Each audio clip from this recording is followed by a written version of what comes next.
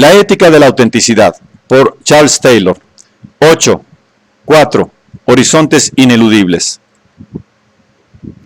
Es este un bosquejo muy rápido de los orígenes de la autenticidad. Habré de completarlo más adelante con mayor detalle. Pero por el momento nos basta para ver qué encierra lo que aquí se razona. Y para ello, quiero tomar la segunda de las controvertidas afirmaciones que hice al final del primer capítulo. Puede decirse razonadamente algo a quienes se encuentran inmersos en la cultura contemporánea de la autenticidad. Puede hablarse razonadamente a las personas profundamente asentadas en un blando relativismo o a quienes no parecen aceptar lealtad más alta que su propio desarrollo, a aquellos, por así decir, que parecen dispuestos a arrojar por la borda amor, hijos o solidaridad democrática por el bien del progreso de sus carreras. Bien, ¿cómo razonamos? Razonar en cuestiones morales significa siempre razonar con alguien. Disponemos de un interlocutor y partimos de donde esa persona se sitúa o bien de la diferencia real entre ambos. No razonamos de abajo a arriba, como si estuviéramos hablando con alguien que no reconociera exigencia moral alguna. Con una persona que no aceptara exigencia moral alguna, sería tan imposible discutir sobre lo que está bien y lo que está mal, como lo sería en cuestiones empíricas con una persona que se negara a aceptar el mundo de la percepción que nos rodea. Pero estamos imaginando que discutimos con personas que viven en la cultura contemporánea de la autenticidad, y eso significa que tratan de configurar sus vidas a la luz de este ideal. No tenemos que vernoslas simplemente con el solo hecho de sus preferencias, pero si partimos del ideal, entonces podemos preguntar: ¿cuáles son las condiciones de la vida humana para realizar un ideal de este tipo? ¿Y a qué apela el ideal adecuadamente entendido? Estos dos tipos de preguntas se entretejen o se funden quizá entre sí. En el segundo caso, tratamos de definir en qué consiste el ideal. Con el primero, queremos destacar ciertos rasgos generales de la vida humana que condicionan la realización de este o aquel otro ideal. Quiero trazar a continuación dos líneas de argumentación que pueden ilustrar lo que encierra este tipo de interrogatorio. La argumentación será muy completa, o más bien a la manera de una sugerencia de lo que podría pasar por una demostración convincente.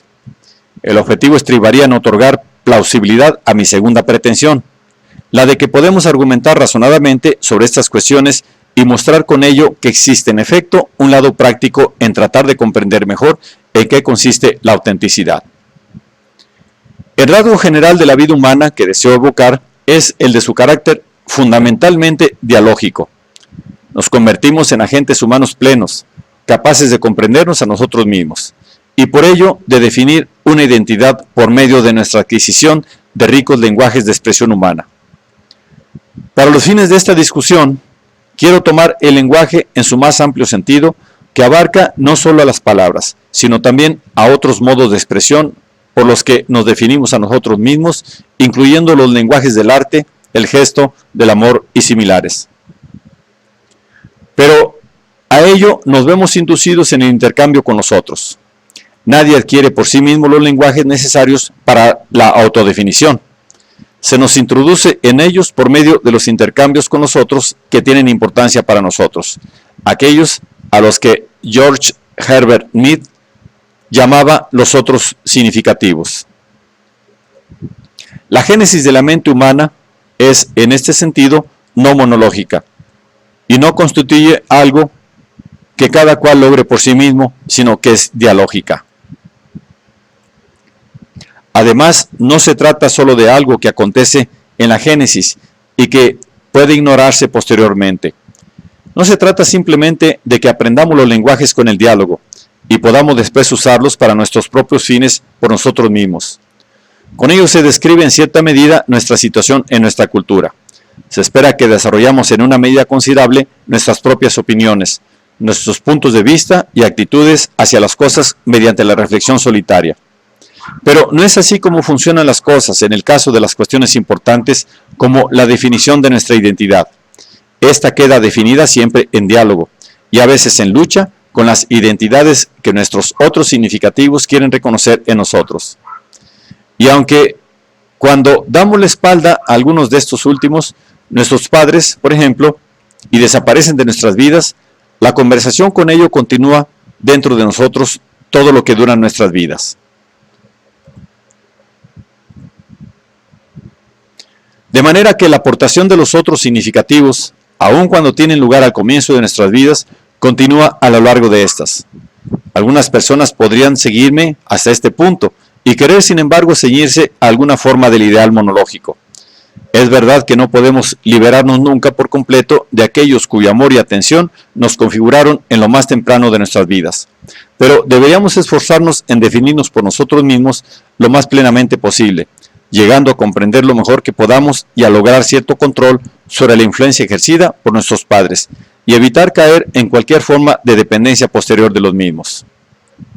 Tendremos necesidad de relaciones para realizarnos, pero no para definirnos. Es este un ideal común, pero que en mi opinión subestima gravemente el lugar de lo dialógico en la vida humana.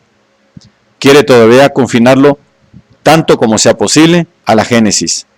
Olvida cómo puede transformarse nuestra comprensión de las cosas buenas de la vida por medio de nuestro disfrute en común de las mismas, con las personas que amamos. Cómo algunos bienes se nos hacen accesibles solamente por medio de ese disfrute común.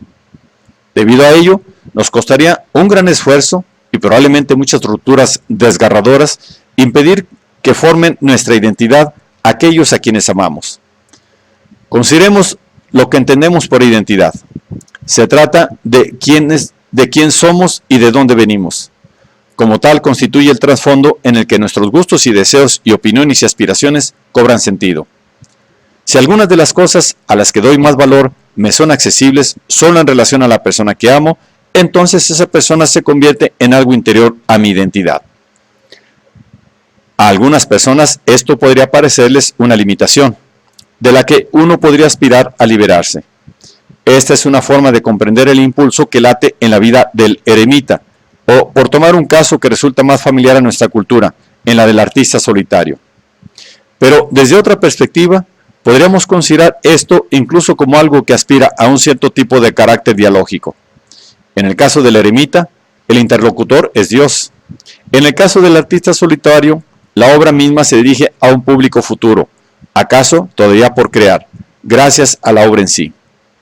La misma forma de una obra de arte muestra su carácter de cosa dirigida, pero sin menoscabo de cómo nos sintamos respecto a ello, la formación y el sostén de nuestra identidad, en ausencia de un esfuerzo heroico por romper nuestra existencia corriente, siguen siendo dialógicos a lo largo de nuestras vidas.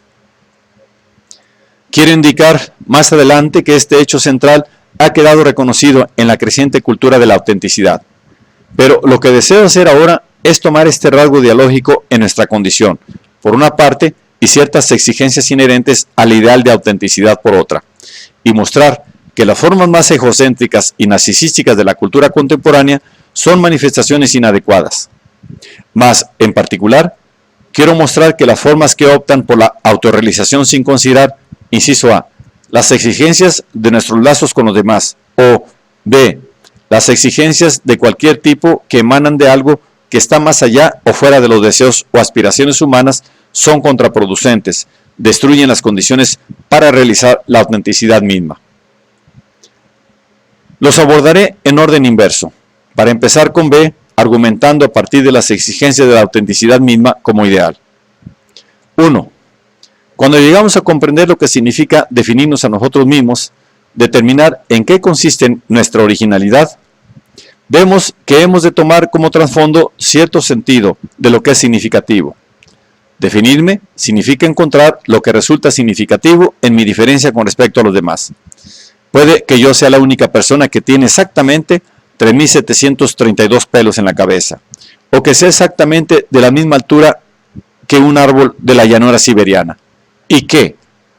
Si empiezo por decir que me defino por mi capacidad de articular verdades importantes, o tocar el clavicordio mejor que nadie, o revivir la tradición de mis antepasados, entonces entramos en el terreno de las autodefiniciones reconocibles. La diferencia es evidente. Comprendemos perfectamente que estas últimas propiedades tienen una significación humana, o que pueden ser consideradas por la gente de modo que la tengan, en tanto que las primeras no. Es decir, que si no tienen algo esencial que decirnos, no si no tienen algo esencial que decirnos. Quizás el número 3732 se considere sagrado en alguna sociedad. En ese caso, tener ese número de pelos puede considerarse significativo, pero llegamos a ello vinculándolo con lo sagrado. Vimos antes, en el segundo capítulo, de qué modo la cultura contemporánea se desliza hacia un relativismo blando. Ello otorga un valor adicional a una presunción general. Las cosas no tienen significación en sí mismas, sino porque las personas así lo creen, como si pudieran determinar qué es significativo, bien por decisión propia, bien quizá solo porque así lo piensan. Esto sería algo disparatado. No podríamos decidir simplemente que la acción más significativa consiste en chapotear con los pies en barro tibio. Sin una explicación especial, no se trataría de una pretensión inteligible, como la de los 3732 pelos antes citada. De modo que no sabríamos qué sentido atribuir a alguien que supuestamente pensara que esto es así. ¿Qué podría querer dar a entender a alguien que dijera esto? Pero si esto tiene sentido, solo después de una explicación, quizás sea el barro el elemento del espíritu del mundo con el que se entra en contacto gracias a los pies, queda abierto a la crítica. ¿Qué sucede si la explicación es falsa, si no tiene éxito, o puede ser sustituida por una descripción más apropiada? El que tengamos cierta impresión de las cosas nunca puede constituir base suficiente para respetar nuestra posición, porque nuestra impresión no puede determinar lo que es significativo. El relativismo blando se autodestruye. Las cosas adquieren importancia contra un fondo de inteligibilidad. Llamaremos a esto horizonte. Se deduce que una de las cosas que no podemos hacer, si tenemos que definirnos significativamente, es suprimir o negar los horizontes contra los que las cosas adquieren significación para nosotros. Este es el tipo de paso contraproducente que se da con frecuencia en nuestra civilización subjetivista. Al acentuar la legitimidad de la elección entre ciertas opciones, muy a menudo nos encontramos con que privamos a las opciones de su significación. Existe, por ejemplo, un cierto discurso de justificación de orientaciones sexuales no convencionales. Hay personas que desean sostener que la monogamia heterosexual no es la única forma de lograr la realización sexual, que quienes se inclinan por las relaciones homosexuales, por ejemplo, no deberían tener la impresión de que emprender un camino secundario menos digno de recorrer. Esto encaja bien en la moderna comprensión de la autenticidad, con su noción de diferencia, de originalidad, de aceptación de la diversidad. Intentaré ampliar estas conexiones más adelante. Pero, por más que lo expliquemos, está claro que esta retórica de la diferencia, de la diversidad, incluso del multiculturalismo, resulta central para la cultura contemporánea de la autenticidad. Pero en algunas de sus formas, este discurso se desliza hacia una afirmación de la elección misma. Toda opción es igualmente valiosa, porque es fruto de la libre elección, y es la elección la que le confiere valor. El principio subjetivista que subyace al relativismo débil se encuentra aquí presente. Aunque esto niega explícitamente la existencia de un horizonte de significado por el que algunas cosas valen la pena y otras algo menos, y otras no valen en absoluto la pena con mucha anterioridad a la elección. Pero en este caso, la elección de la orientación sexual pierde todo significado especial. Se sitúa en el mismo plano que cualquier otra preferencia, como la que se da en parejas sexuales más altas o más bajas, o rubias o morenas. A nadie se le ocurriría incurrir en juicios discriminatorios a causa de estas preferencias, pero esto sucede porque todas ellas carecen de importancia. En realidad, depende de cuáles sean nuestros sentimientos. Una vez llega a asimilarse a esto la orientación sexual, que es lo que sucede cuando hacemos de la elección la razón justificatoria crucial, la meta primitiva, que consistía en afirmar que esta orientación tiene igual valor, queda sutilmente frustrada. La diferencia así afirmada se convierte en insignificante. Afirmar el valor de la orientación homosexual ha de hacerse de manera diferente. Más empíricamente se podría decir, teniendo en cuenta la naturaleza real de la experiencia y la vida homo y heterosexual.